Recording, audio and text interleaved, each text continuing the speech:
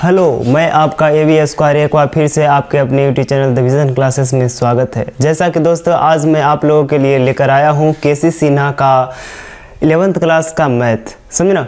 आज से एक चैप्टर स्टार्ट करने वाला हूँ। बहुत छोटा सा गोल मटोल चैप्टर है जो आप पढ़िएगा, बहुत मज़ा आएगा और आपको बहुत ज़्यादा फ़ायदा देगा ना। तो आइए स्टार्ट करते हैं। आपका चैप्टर है जिसका नाम है angle and their measurement।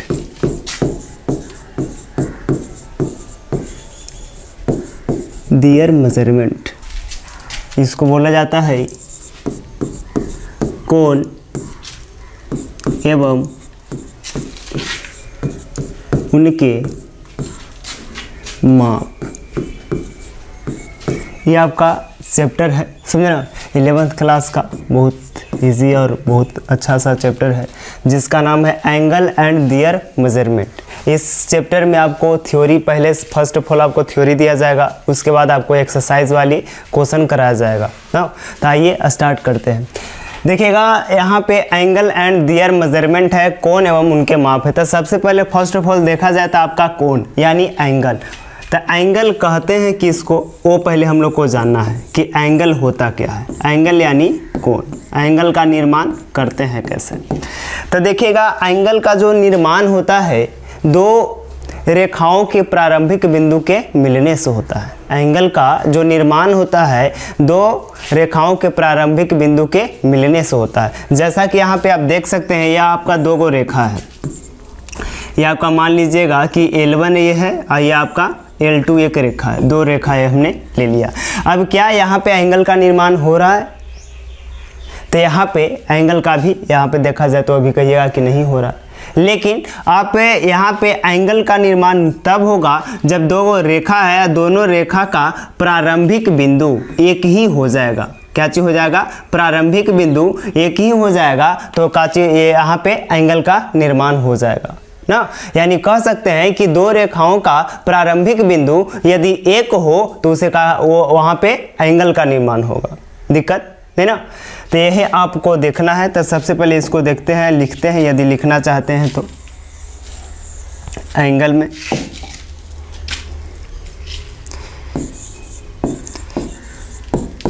Angle का निर्माण दो रेखाओं के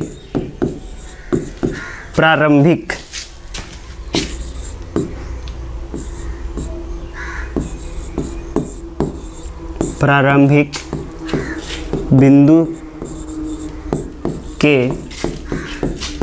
मिलने से होता है। दिक्कत नहीं ना। जैसा कि यहाँ पे आप देख सकते हैं, यहाँ पे आपको दिखाते हैं कि कैसा आपको रहेगा। ये दो गो रेखा हो गया, यहाँ पे इसका प्रारंभिक बिंदु हो गया।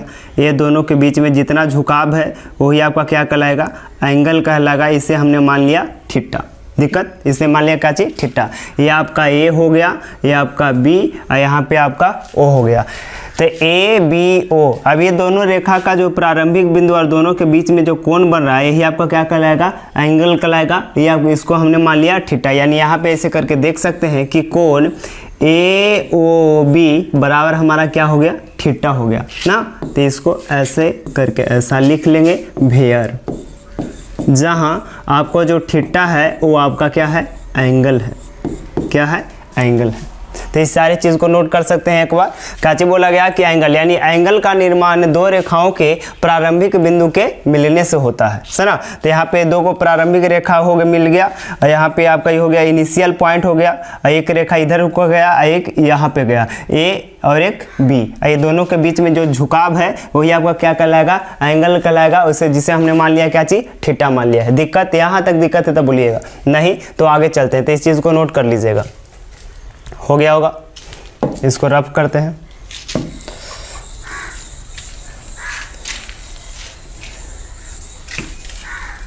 आइए देखते हैं अगला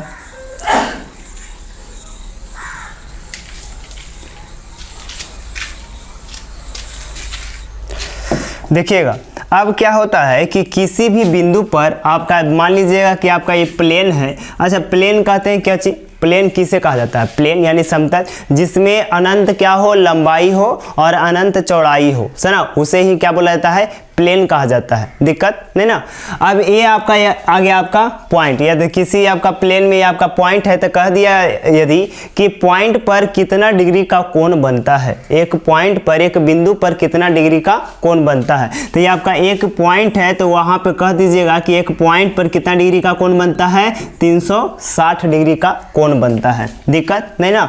अब एक चीज और बोल सकता है कि यदि किसी सरल रेखा के किसी बिंदु पर, किसी सरल रेखा के किसी बिंदु पर कितना डिग्री का कोण बनता है, तो किसी सरल रेखा के किसी बिंदु पर 180 डिग्री का कोण बनता है। ये दो बात आप क्या कर सकते हैं? नोट कर सकते हैं। जैसा कि आपको हम टिप्स में यहाँ पे लिखा देंगे, लिख लीजिएगा।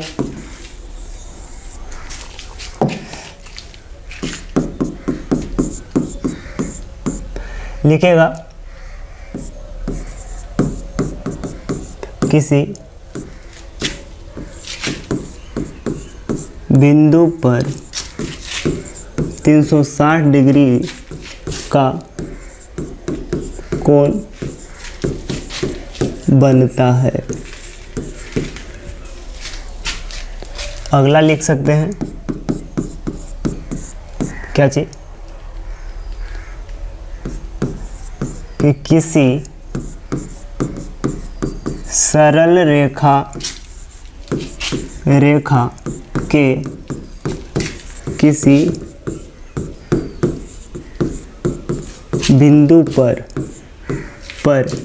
180 डिग्री का कोण बनता है।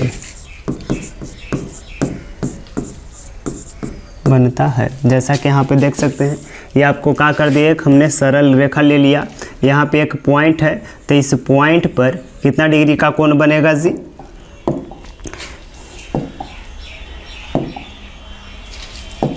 तो देखिएगा यहाँ पे आपका हो गया एक सरल रेखा है, तो यहाँ पे क्या करेंगे? एंगल का निर्माण करेंगे।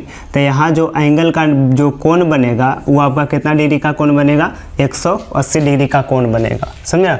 मान लीजिएगा कि आपका 11 कोई रेखा है और यहाँ पे एक चीज़ देख सकते हैं कि आपका एक पॉइंट है, तो इस पॉइंट पर चारों पट्टी से करके घूम जाइएगा तो वहाँ पे आपका 360 डिग्री का कोण बनेगा। दिक्कत नहीं ना। तो ये बात को आप नोट कर सकते हैं, नोट कर लीजिए कि किसी बिंदु पर 360 डिग्री का कोण बनता है। दूसरा आपका है कि किसी सरल रेखा के किसी बिंदु पर 180 डिग्री का कोण बनता है। दिक्कत नहीं ना। तो ये बात को नोट कर लिए होंगे। तो अगले पॉइंट की ओर चलते हैं।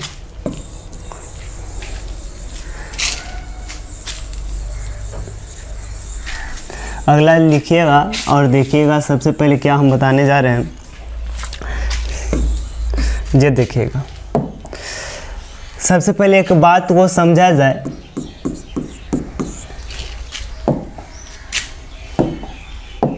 देखिएगा, जो हम लोग किसी भी एंगल का जो माप करते हैं, है ना, तो यदि हम माप करते हैं तो उसमें भी आपका क्या होता है? पॉजिटिव हो सकता है और निगेटिव हो सकता है। बात को समझिएगा, जब हम किसी भी एंगल का माप करते हैं तो आपका पॉजिटिव भी होता है और निगेटिव भी होता है। तो एक बात ध्यान दीजिएगा कि पॉजिटिव कब होगा और निगेटिव कब होगा। जैसा कि आप लोग देखते होंगे घड़ी आप लोग देखे होंगे, तो ये आपका घड़ी है, तो घड़ी में यहाँ पे बच गई आपका, देखिएगा घड़ी, पहले आपको घड़ी देखिएगा, एक सर्कल लेते हैं ताकि आपका घड़ी जैसा दिखे।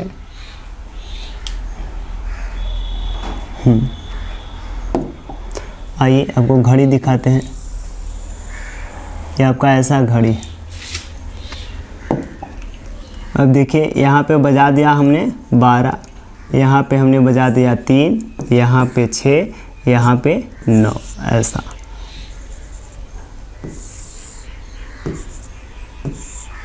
ऐसा करके तो देखिएगा, बात को सुनिए और समझिएगा, सुनो। ये जो है इधर उखा, यदि हम चलते तो यहाँ पे आपका 1, यहाँ पे आपका होता है 2 ना, फिर 3, 4, 5, यहाँ पे आपका 6, 7, 8, ये आपका हो गया 9, 10, 11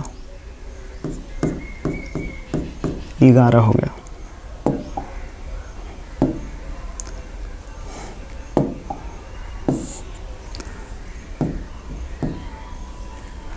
तब बात को समझना है। देखिएगा, अब ये जब भी हम लोग का जो घड़ी जो घूमता है इधर 12, 1, 2, 3, 4, 5, 6, 7 यानी ऐसे करके घूमता है, तो इधर रुखा हो गया मेरा घड़ी के दिशा, यानी कह सकते हैं क्लॉकवाइज हो गया ना। ये आपका क्या हो गया?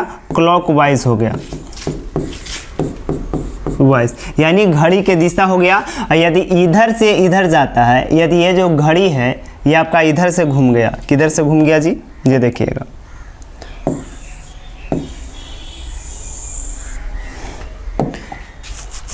इधर रुका गया था आपका क्लॉकवाइज, और यही आपका कहाँ से आ गया? यदि ए वाला इधर से घूमने लगा घड़ी, यदि कांटा जो है इधर रुखा घूमने लगा तो ये आपका घड़ी के विपरीत हो गया। इधर रुखा तो घड़ी के विपरीत, यानी कह सकते हैं एंटी क्लॉकवाइज हो गया, एंटी क्लॉकवाइज। ये आपका हो गया एंटी क्लॉकवाइज डायरेक्शन ना। ये आपका हो गया क्लॉकवाइज डायरेक्शन, यानी घड़ी के एक हो गया मेरा घड़ी का दिशा, दूसरा हो गया घड़ी के विपरीत दिशा। तो एक बात याद रखिएगा कि घड़ी के दिशा में जो मापा गया जो कोण होता है वो आपका क्या होता है? निगेटिव होता है। और घड़ी के विपरीत दिशा में मापा गया कोण वो आपका क्या होता है? पॉजिटिव होता है। ये बात ध्यान में रखिएगा, सुना। घड़ी के दिशा में मापा गया कोण आपका निगेटिव होता है, यानी ऐसे रुखा जब चलेंगे तो आपका निगेटिव होता है, और घड़ी के विपरीत दिशा में मापा गया कोण आपका क्या होता है? पॉजिटिव होता है। दिक्कत इसी चीज के द्वारा ज्योमेट्री में जो भी आकृतियां होता है ना, उसे हम लोग नामांकन करते हैं। ये हम लोग क्या चीज करते हैं? घड़ी के विपरीत दिशा में किसी भी ज्योमेट्रिकल आकृति का क्या करते हैं? उसका नामांकन करते हैं। नेमिंग जो होता है ज्योमेट्री का आकृति का, उसका घड़ी के विपरीत दिशा में करते हैं। और एंगल जब नापा जाता है तो घड़ी के विपरीत दिशा में यदि नापते हैं तो पॉजिटिव आएगा, घड़ी के दिशा में मापिएगा तो उसका नेगेटिव आएगा। तो इस बात को नोट करिएगा। और एक बात और ध्यान दीजिएगा कि जब हम किसी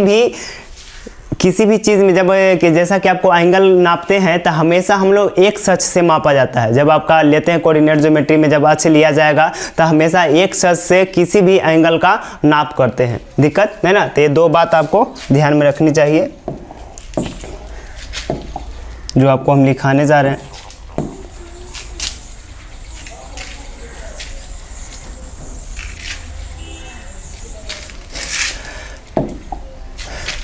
सुनिएगा,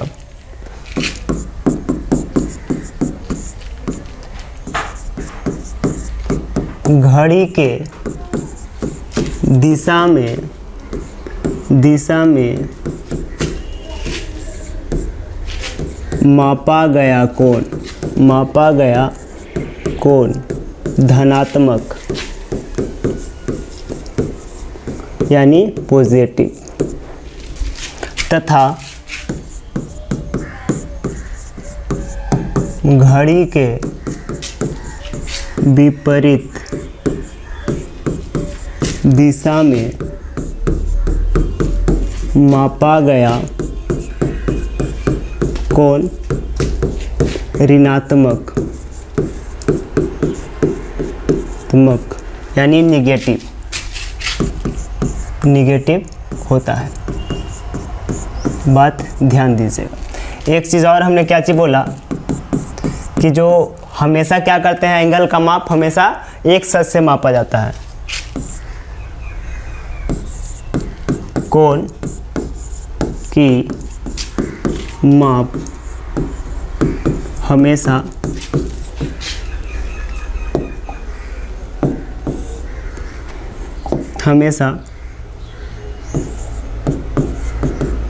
एक अक्ष से किया जाता है। दिक्कत नहीं ना, ये बात को ध्यान दीजिएगा। देखिए सॉरी, ऐसा कर लेते हैं हम। ये आपका हो गया मेरा एक्स एक्सिस, ये वाला हो गया बाई, ये वाला हो जाएगा बाई डैश, ये वाला एक्स डैश, ये वाला हो गया मेरा एक्स डैश। अब देखिएगा जो हम लोग का एंगल का जो माप होता है, मापते हैं वो कहाँ से मेज़र करते हैं? हमेशा एक अक्ष से करते हैं। अब देखिएगा यहाँ से बात को सुनिएगा। अब ये जो घड़ी है, मान लीजिएगा कि ऐसा आपका घड़ी है, घड़ी हो गया। तो घड़ी जो यहाँ पे 12 बजा, यहाँ पे 6 बजा, ये आपका 3, ये वाला आपका 9। तो देखिएगा 12 के बाद फिर आपका 1 2 3 यानी इधर हो जाएगा। तो घड़ी के काच इधर उखा यदि घूमते हैं तो घड़ी के दिशा, इधर उखा जाते हैं तो घड़ी के विपरीत दिशा। तो इधर उखा जाते हैं यानी घड़ी के दिशा में आप जाते हैं तो हमारा जो आपका थीटा जो एंगल बनेगा वो आपका नेगेटिव होगा। ये आपका घड़ी के विपरीत दिशा है तो यहाँ पे एंगल का होगा आपका पॉजिटिव होगा, एंगल आपका पॉजिटिव। यदि इधर उखा जाते हैं तो आपका पॉजिटिव, और इधर से आते हैं तो आपका नेगेटिव हो जाएगा। दिक्कत है ना, यानी कर सकते हैं आप।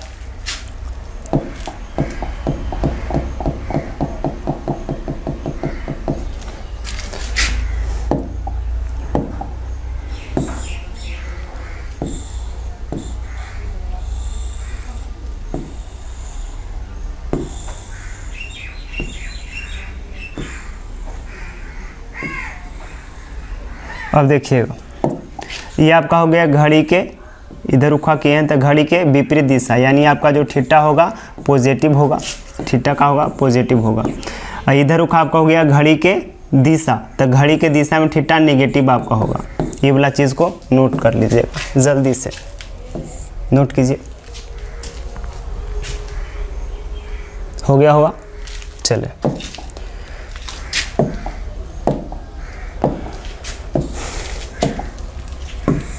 इस चीज़ को मिटा देते हैं, रफ करते हैं इसको।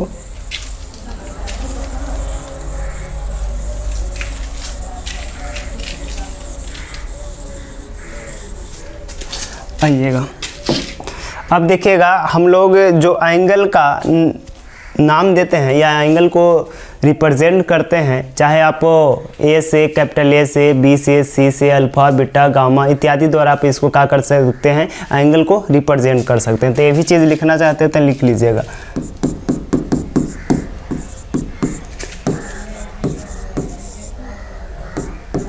एंगल को capital A, B, C, D, E, alpha, beta, gamma ETC द्वारा क्या किया जाता है, द्वारा सूचित किया जाता है, द्वारा सूचित किया जाता है,